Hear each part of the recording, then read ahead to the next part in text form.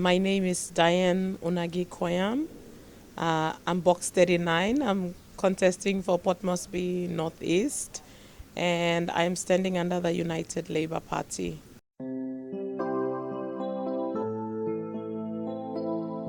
The comparison of the leadership of my father and now is the basic motivation for me standing right now. Everybody who has lived in Port Moresby Northeast in the time that my father was the member for Northeast will understand and relate that during my father's time we had a great Port Moresby Northeast district, all the roads, we had all these roads fixed, he made sure that the health services were running. In fact, he built several district hospitals, several district police stations, several district schools. When he left office in 1997, in the last 25 years, there has been a real vacancy in leadership. So that is my biggest motivation for actually standing for the elections myself this time, because there has been no real leadership, no visionary leadership in that district. So I hope to, raise my hand up and take on from where he left off.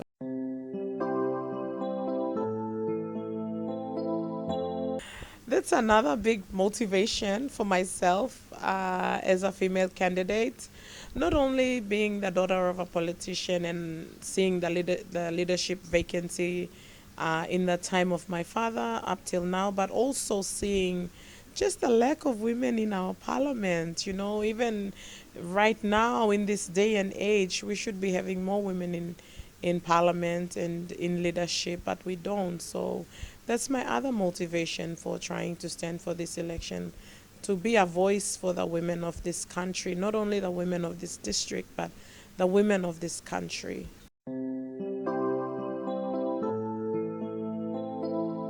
A lot of challenges as a female than the man.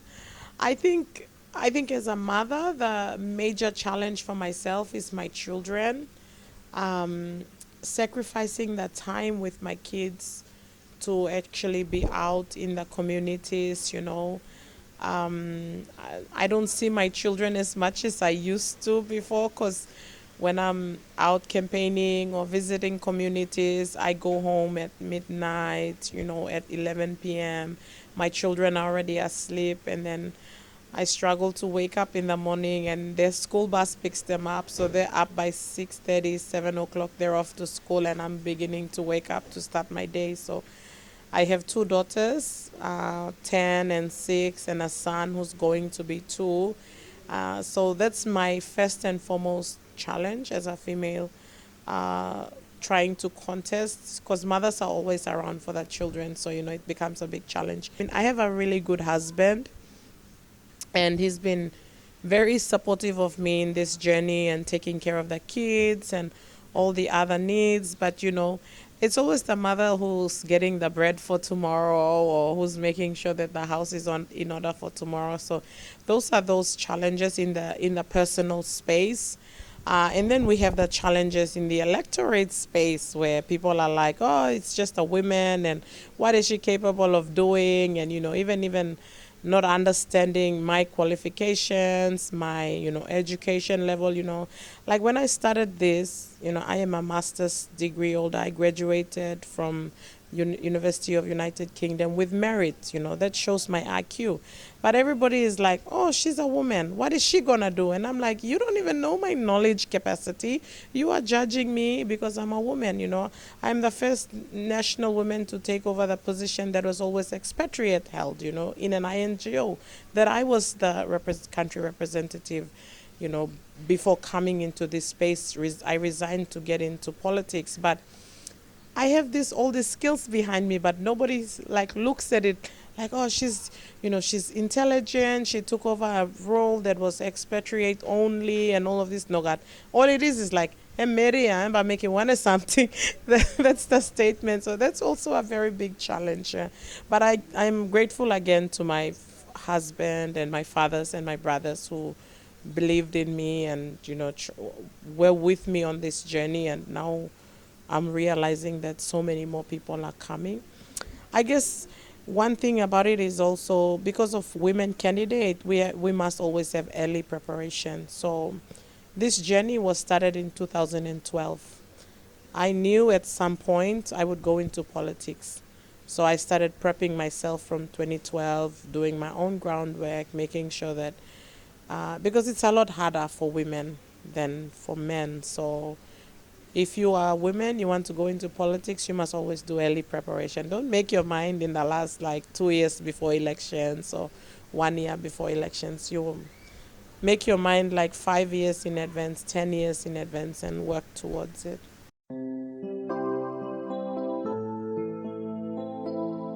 I have so many dreams for the electorate. Like, I'm a community development worker, I'm a development specialist, so I've been in that space for a very long time. Port Moresby Northeast District is, I think, if you look at it, comparing all the other districts in NCD, it's one of the worst one in the last 25 years. To be honest, it's really lacking basic services. We have this huge urban unemployment population, which is now becoming a crime, a city of crime, no, NCD as a whole. But if you look at it, the district is made more up of settlements. So more unfortunate kids, less fortunate children growing up without opportunities, which then just results in crime. So I have a lot of dreams to set it up. I think my first and foremost dream, and if I talk about my dreams, it's gonna take forever. So I'll just talk about like my first and foremost dream for the district, and that is that I want to set up an effective district office. Because right now we don't have a functioning district office. People sign checks ad hoc and here and there and doing their dealings outside of a structure. And I run INGOs and I see the importance of governance structures and accountability structures. And I feel that in order to be able to deliver service, to effectively deliver service and to deliver on all the promises that we are making this election, the first and foremost thing is to ensure good governance. Ensure that the district office has good structure. So, I've told all my campaign people, I said the problem with this district is that even before people get into parliament, even whilst they are when candidates are campaigning, whilst they're campaigning, they promise the jobs. So they tell their best campaign manager that you will be the district administrator and the best ward coordinators, that you will be the project officer, and all these jobs are promised. So when they win the seat, they just give in to their promises. They give those jobs to those people. And those people are very effective in politics, but they are not development specialists. They don't understand systems and structures of development, governance structures of the government, of provincial, the connections between, government, provincial, and district, and also the international NGO space where you can tap into different donor funding and deliver service. They don't understand those structures. They sit in those offices and wait for 10 million and then they disburse it. They budget 10 million and they disperse it, and they don't deliver effective service because they don't know how else to tap into. So that's one of the reasons why I've told my team, like, don't expect any political jobs. In the district office, I want to recruit technically competent, skilled people, whether they vote for me or they don't vote for me or they live in other provinces, I don't care, but I want to build the office with good people. Only when we start to build the structure of that office and put in good people, that's when we will be able to effectively start to have some governance systems and accountability measures now. Bami plus start delivering more services, because we will be structured appropriately to tap into different funding source, whether government funding source or international donor funding source, and then we can be able to deliver the services that we are promising. So I have a lot of, the other things is in the SME space and urban youth unemployment and deliverance of basic services. And then I also hope to look into reviewing the tax law. I used to work and I always complain about my taxes. Like, They charge us, they get, 45% of my salary. I don't even see it. I don't even see services as well. So no justification. So I want to be able to uh, push for reviewing the tax law and look at how we can amend and decrease the tax. Because if you look at it, I think 80% of government revenue is coming from the taxpayer. They are working us, the Papua New Guinean workers. The country is running on the backs of the workforce. Why don't we look at other ways of raising revenue for the country and start looking at decreasing the tax for normal Papua New Guineans? So in that way, we increase the income for the homes, for the families, of average Papua New Guineans. So tax is it's a big pinch point for me. So I really want to be able to review and look at that.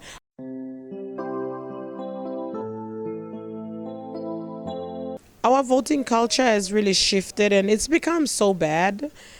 People want to vote because you give them money or you give them something. That has been the culture now. And even now, like some of our people are saying, candidates are moving around offering money to people in cell houses and stuff like it's starting to happen now because it's the 11th hour. They're trying to switch people. So that's but I have been advocating that, because of the voting culture of getting money and then voting for people, we are voting wrong leaders you know, into parliament. I shouldn't say leaders. We are voting wrong people into parliament. Leaders shouldn't be doing that. Leaders, people should be drawn to you. They should believe in your principles, in your own convictions. So I've been telling people, for me, I'm not going to give you money. You have to believe that I will provide the leadership. You have to believe in my dreams. And then you vote for me because I don't have the money to pay you to vote for me. I don't have $1 million kina in my account to pay you. I'm a development worker, but only if you believe in what I can do for you and you be loyal to me, then we will take this seat. And if you think about following money, we will not, we won't take this seat. So I've influenced a lot of my supporters to the point where they are not moved by money. And in fact, the supporters of people who have been moving people with money, now that the money has run dry, they are moving into our camps, you see. So that's one of the things that I'm realizing, where people are human beings. If you give them reason and if you give them something that they understand is good for them, they will move. So we've got, like, a lot of candidates have spent a lot of money already, but we've got a lot of breakaways coming in because they believe in the leadership, and everybody knows that this district is lacking leadership and they are looking for real leadership, and that's what we can provide.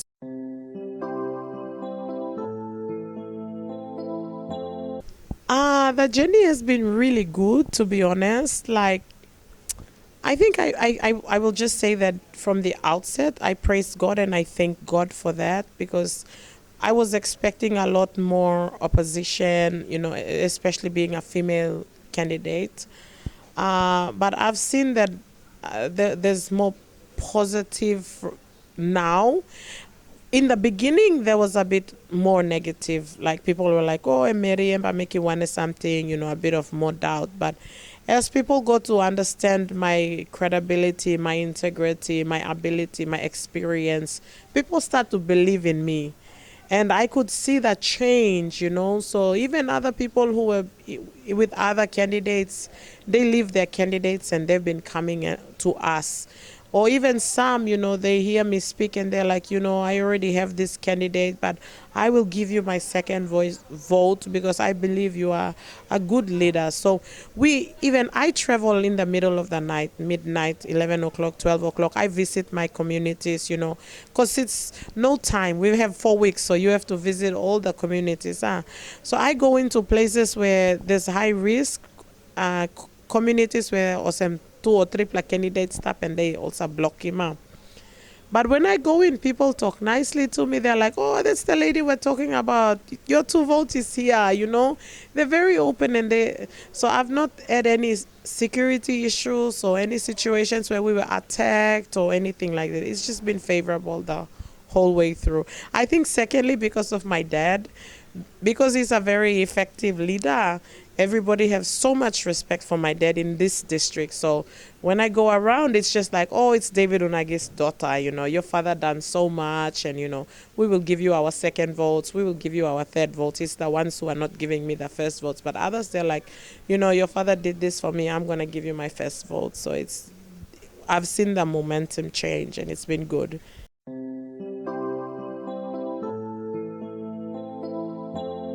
Assess all of us. There's about 76 of us candidates. Go by our qualifications, go by our experience, our credibility. I always give the example in all my rallies. I do voter education before I talk about my policies, and I say I used to recruit people, and when I want to recruit, I look at your knowledge level, your skills, your experience, and then I say, okay, this person is fit for that job or is not fit for that job. Now you as a voter, you have 76 applicants. You have to screen us by our knowledge level, by our experience, by what we have done in our private life, so that now we want to get your representative power and be your representative in parliament. Screen us and see who is the best candidate for that job. Don't be driven by, money or, I tell people, don't vote me because I am your daughter, or don't vote me because I am David Unagi's daughter.